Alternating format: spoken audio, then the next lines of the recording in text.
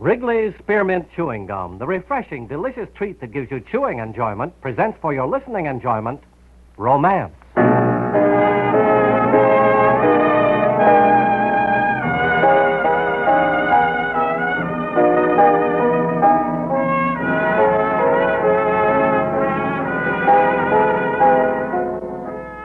Romance, bringing you the finest stories of the world's greatest romantic authors. Stories of the courage, the devotion, the adventure of love, all strung on the bright thread of romance. Tonight, the makers of Wrigley's Spearmint Chewing Gum bring you Christopher Anthony's unusual story, Return to Tomorrow.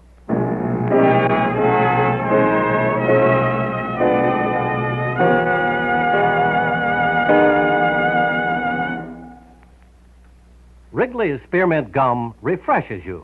Wrigley's Spearmint Chewing Gum gives you real chewing enjoyment.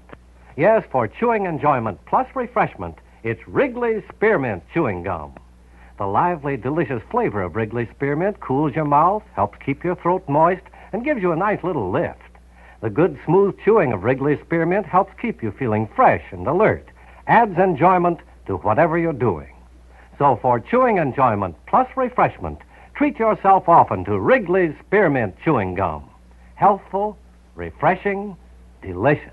Now, with Harry Bartell starred as Stewart and Jean Bates as Annette, here's the first act of Return to Tomorrow.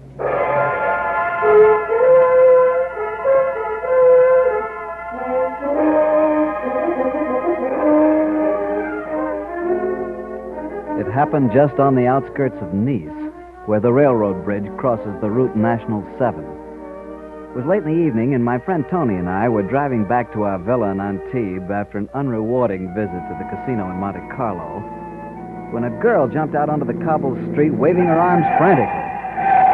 Help me! Please help me! Well, what's the matter? Don't let them get me! Please, don't let them get me! Oh, come on, Stu. Let's get out of here. This can only be trouble. Please help me, please! Tony, look coming out of that hotel. What? Well, they've got guns. Get it, mademoiselle. Oh, merci, monsieur. Merci.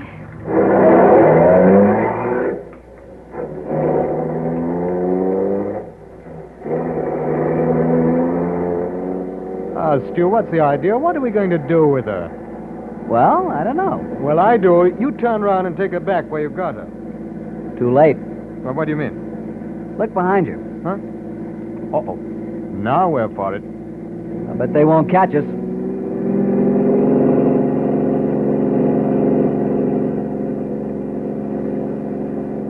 I killed my lights as I roared onto the bridge over the Var River and then swung into the village of Saint Laurent, pulled into a narrow alley, and watched our pursuers whip by a moment later, following nothing. Well, what now? We just sit here. They'll think we went straight up the river toward the mountains instead of crossing the bridge. Say, how's our passenger? Oh? Huh? Sleeping like a baby? Or a drunk? She's not drunk, Tony. As soon as the road's clear, we'll take her to the villa. Now, listen, Stu. Let's keep out of this, huh? Let's take her to the police. Not until we've heard her story. Stu, we've only got a few more days of holiday left, and I don't want to spend them in Antibes jail. Don't worry. Worry? Look, we're not going to take French law in our hands. Whoever this girl is and whatever she's done is for the French police to determine, not us. You know, she's awful pretty. Oh.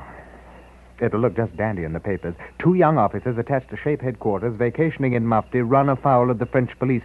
We'll be cashiered, sacked. Uh-oh. They're backtracking. Road's clear now. Let's go. Oh, righto.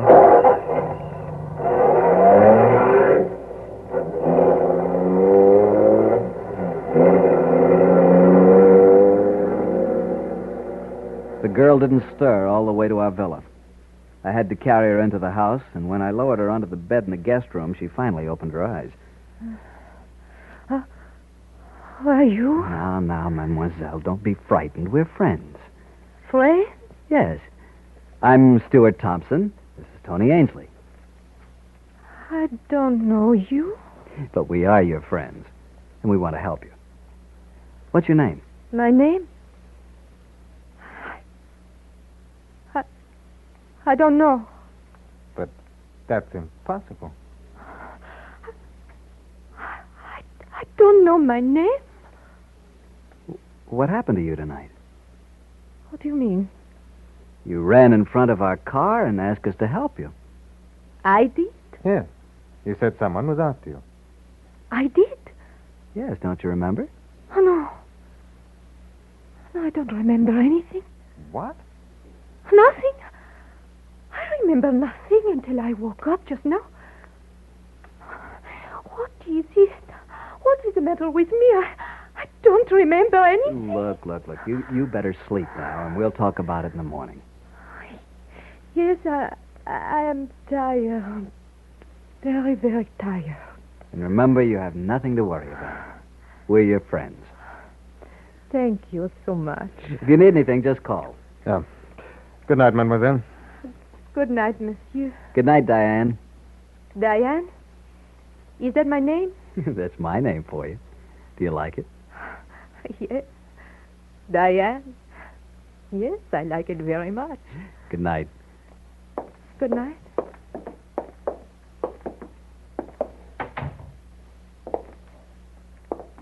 Well, Stu? Sounds like amnesia. Sounds like faking. I don't think so. Well, you would if she weren't so pretty. Yeah, she is pretty, isn't she? Yes, that I'll admit. Look, after all this pother, I feel like a nightcap. Will you join me? Yeah, thanks. I might have a little Irish on the rocks. Oh, I take it that's American for Jameson's over ice, hmm? It tastes the same. I'll fix it.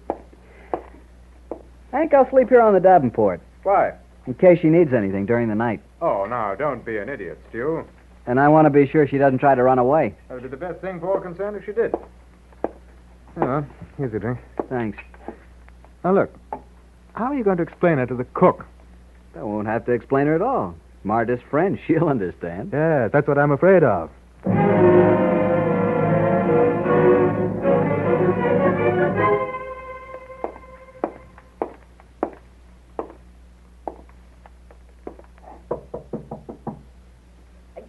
Yes?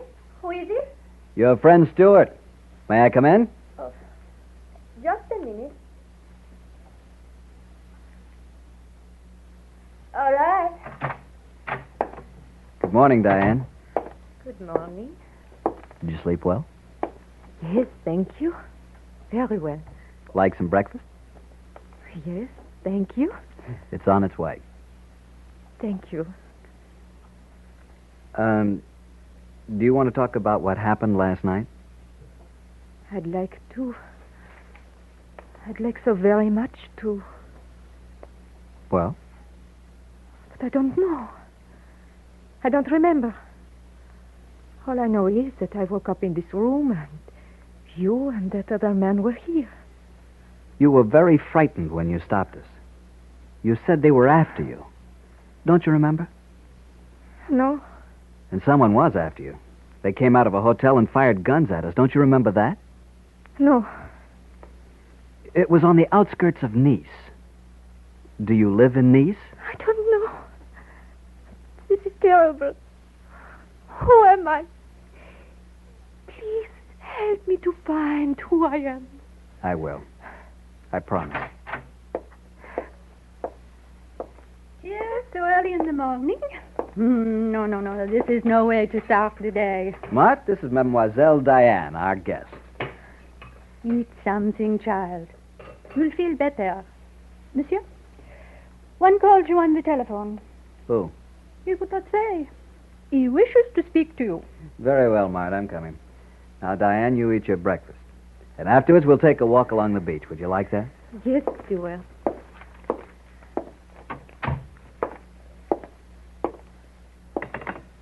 Hello.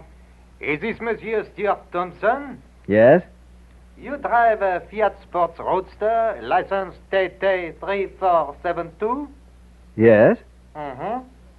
Where is the girl? What girl? You know what girl. I do not. I believe you do, monsieur. You eluded us last night, but you will not be so fortunate again. Who is this?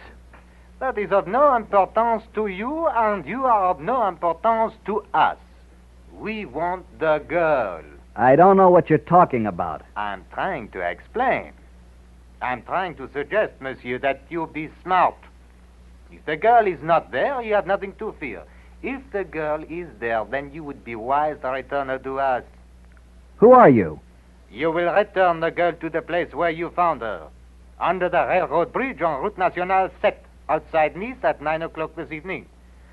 You will let her out of your car, turn around and return to Antibes and forget the whole thing. Agreed? Not agreed.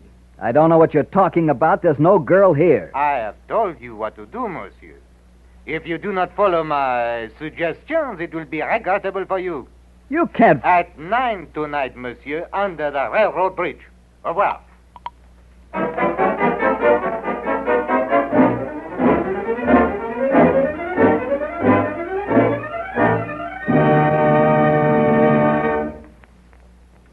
Friends, wherever you are, whatever you're doing, you'll enjoy chewing Wrigley's Spearmint Gum.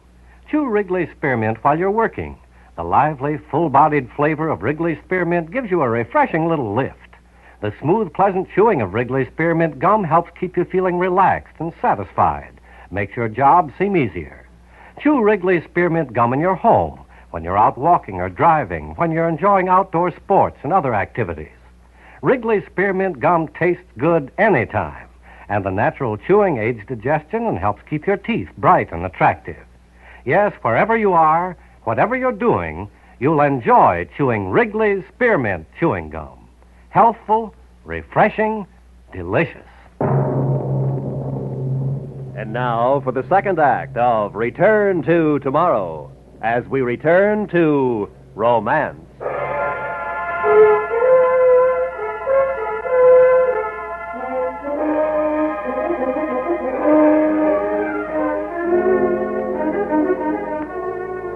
They'd traced me through my license number. They knew where I lived.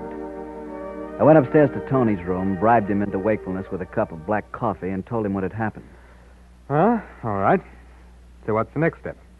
To snap her out of her amnesia and find out who she is, what it's all about. All right. How'd you do that? How do I know? Hey, wait a minute. Is that yesterday's Paris Herald there on your table? Yeah. Why? Read that little story on Anton Gruner. Okay. Among the arrivals on the Liberté was Dr. Anton Gruner, who passed a few days in Paris before proceeding to the Psychological Institute meeting in Vienna. Dr. Gruner is staying at the Plaza Athénée. Well, so? So Dr. Gruner is one of the top psychiatrists in the States. If anybody can get that poor kid back on her rocker, he can. Oh, well, do you know him? Yeah, I knew him when I was on General Porter's staff during the war. I'll put in a call for him. Yes? Oh, what is it, Martha? Look out the window. Across the street. All right. Well, do you mean that dejected-looking old sedan? Oui. It stopped there a few minutes ago. There are two men in it. They sit there and they watch the house. I do not like it. I wouldn't worry about it too much if I were you, Mart. Probably just tourists. They look more like gangsters. Well, you just go about your business. Monsieur Tony and I'll be down in a few moments. Very well, monsieur. Only one thing. Don't go out of the house, and be sure that Mademoiselle doesn't go out. Oui, monsieur. Tony, when's the next plane from Nice to Paris? Paris? 2 o'clock, I think. It'll get us in around 5:30. I'll phone Dr. Gruner and ask him to meet us at the airport in Paris. Yes, but how are you going to get from here to the Nice airport with those chaps outside? Lux, too, you better call the police. No. Wait a minute, I've got it. The speedboat. What? There's a pier at the edge of the airfield at Nice. We can tie up there. Our pals out front can't see our mooring from the road. Well, as I said before, we've only got 3 days of holiday left. Seems a pity to end it so early. Oh, you're not going, Tony. You're staying here. Why? I may need you. Need me for what? A decoy? They won't do anything to you. They're after the girl. Now, you just sit tight, both you and Mart. Don't go out of the house and don't let anyone in. I'll phone you from Paris. But if you don't hear from me by 9 o'clock tonight, then call the police.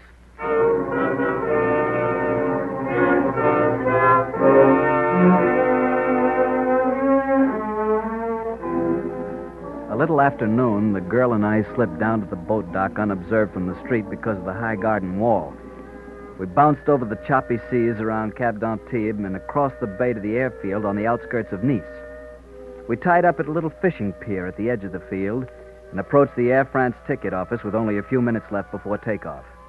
Nobody stopped us, and at last we were airborne, climbing higher and higher toward the rocky front of the Maritime Alps.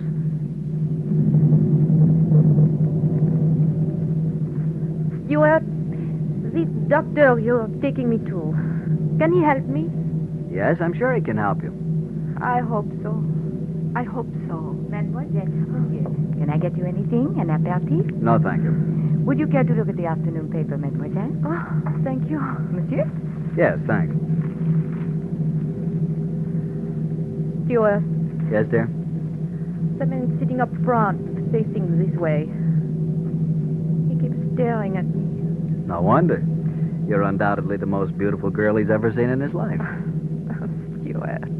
You're undoubtedly the most beautiful girl I've ever seen in my life. Well, I don't mind it when you look at me, but I don't like the way he looks at me. It frightens. Then I tell you what you do. What? Read your paper. Put it up in front of you. You can't see you. You can't see him. Like this. I raised my copy of Nice Espoir, and there on the front page was a 2-column picture of the girl sitting beside me. I stared at it a moment and then began to read Mysterious Attack on Former Mayor. The unconscious and tortured body of Monsieur Albert Duval, former communist mayor of Nice, was found early this morning in a field on the outskirts of the city.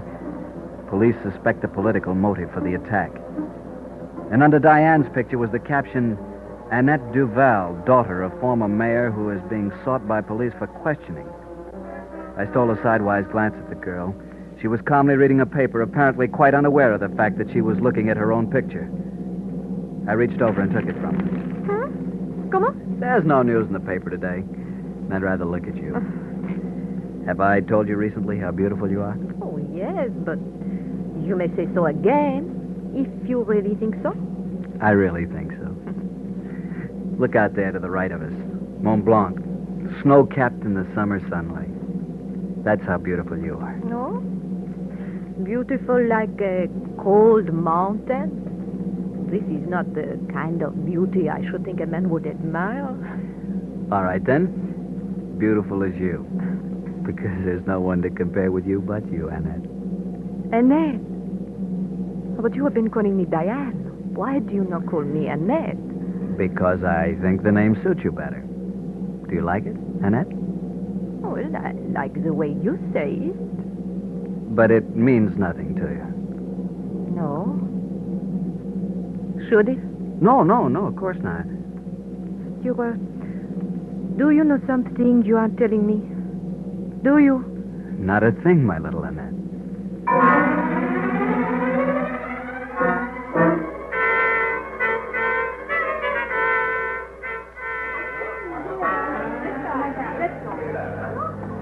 Announcing the arrival of Air France Flight 302 from Beirut, Athens, Genoa, and Leeds. This way, Annette.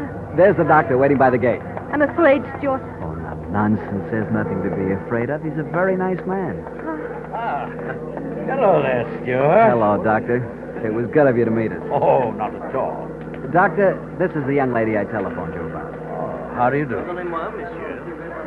Mademoiselle, your name is Annette Duval? I don't know. Stuart? The mademoiselle is ill. She's in the care of Dr. Gruner here. Who are you? Inspector Dauphin, French Sûreté. My identification? Now, look here. I don't care who you are. I think it would be unwise to resist the officer, Stuart. We shall all accompany him. You will excuse me, monsieur le docteur, but we will have no need of your presence. If the young lady is ill, we have a doctor at the prefecture. Believe me, Monsieur Dauphin, you have the utmost need of the doctor's presence. Otherwise, you'll get no answers from her. I am sure. Not from a mind that's blank, not from a memory that began after the crime was committed. Ah, this I did not understand. Monsieur le docteur, will you be so kind as to accompany us? Certainly.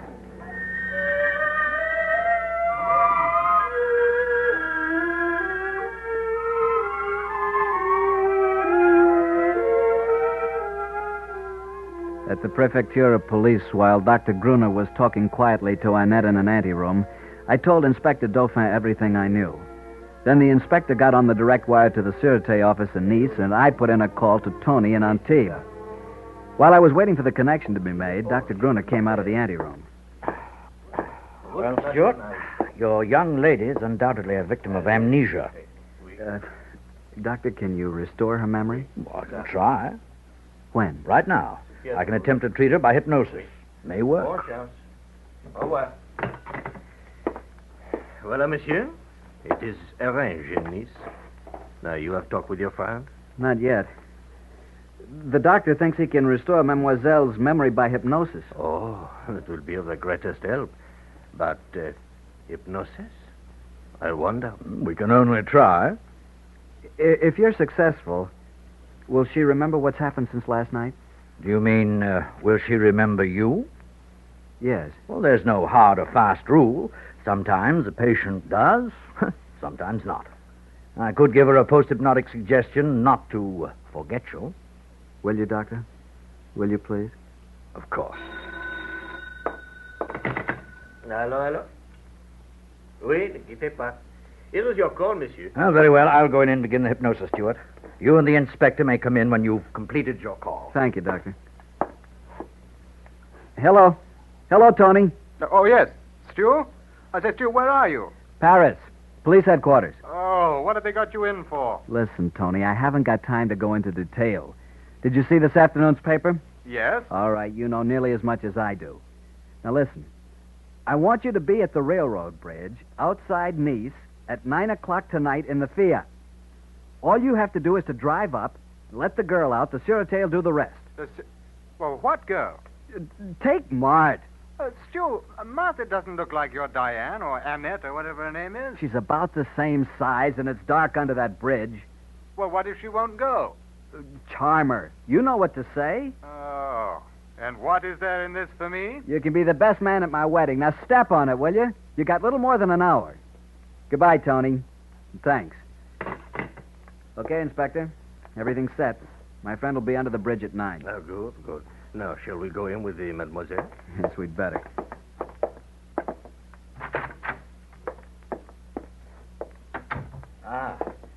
Yes, she's a very good subject. She responded readily.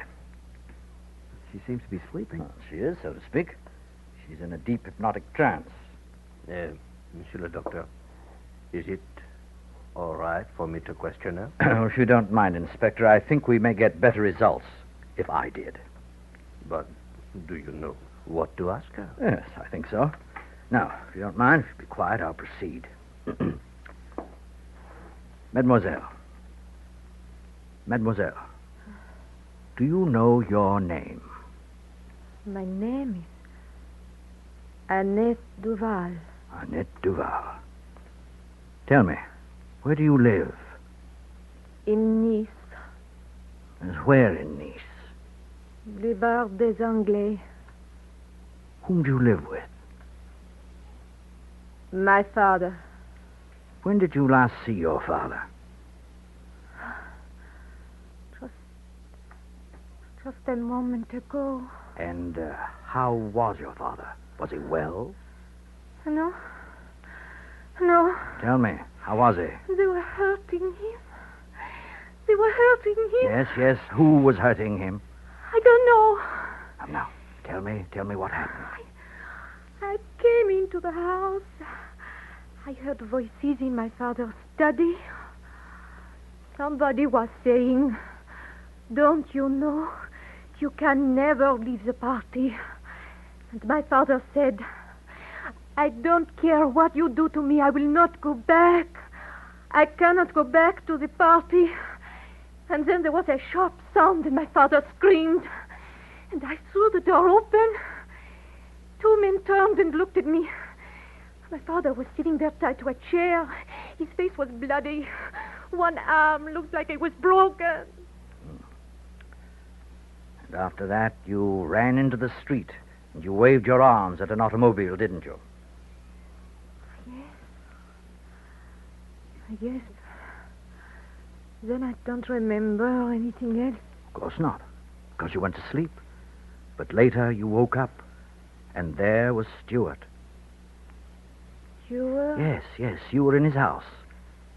You remember Stuart? Yes. Yes, Stuart. Yes, I remember him. And now, gentlemen, you'd better leave me alone with her. She must get some rest now.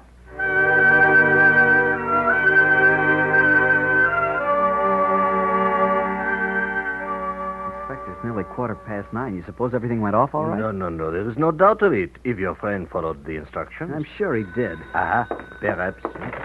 Alors? Oui, c'est Dauphin qui parle. Ne quittez pas. Monsieur Stuart, it is for you. Hello? Hello, Stu. Tony, how'd it go? Oh, good show. The Sûreté chaps have got them all rounded up. It was a bit thick for a while, but nobody got hurt. I say, how's the girl? She's coming around. Well, look, you might tell her that her father's feeling much better. I'll do that. By the way, I'm afraid you've spoiled a good cook. What do you mean? Martha wants to quit and join the Sûreté. She fancies herself a spy now. Tell her I won't hear of it. She can't let us starve to death. Oh, I know. Oh, look here. Put the inspector back on. One of his men wants to report. Okay, hang on. Here, Inspector. One of your men wants to speak to you. Oh, thank you. Allô? Oui. How's our patient, Doctor? Look for yourself, Stuart. I'll be outside. Stuart. Oh, mon cher Stuart. How can I ever thank you? How do you feel?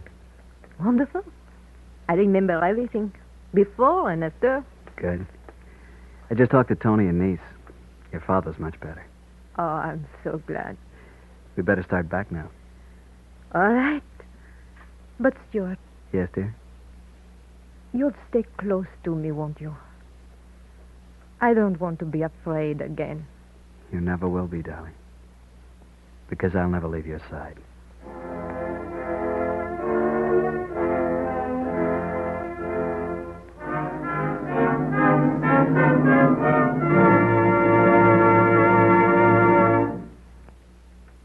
Remember, friends, Wrigley's Spearmint Chewing Gum refreshes you. Wrigley's Spearmint Chewing Gum gives you real chewing enjoyment. The lively, full-bodied flavor of Wrigley's Spearmint cools your mouth, freshens your taste, sweetens your breath. The smooth, pleasant chewing of Wrigley's Spearmint helps keep you feeling relaxed and satisfied, makes whatever you're doing more enjoyable. Yes, for refreshment plus chewing enjoyment, treat yourself often to Wrigley's Spearmint Chewing Gum. Millions enjoy it daily. Get a few packages and always keep some handy. That's Wrigley's Spearmint Chewing Gum. Healthful, refreshing, delicious.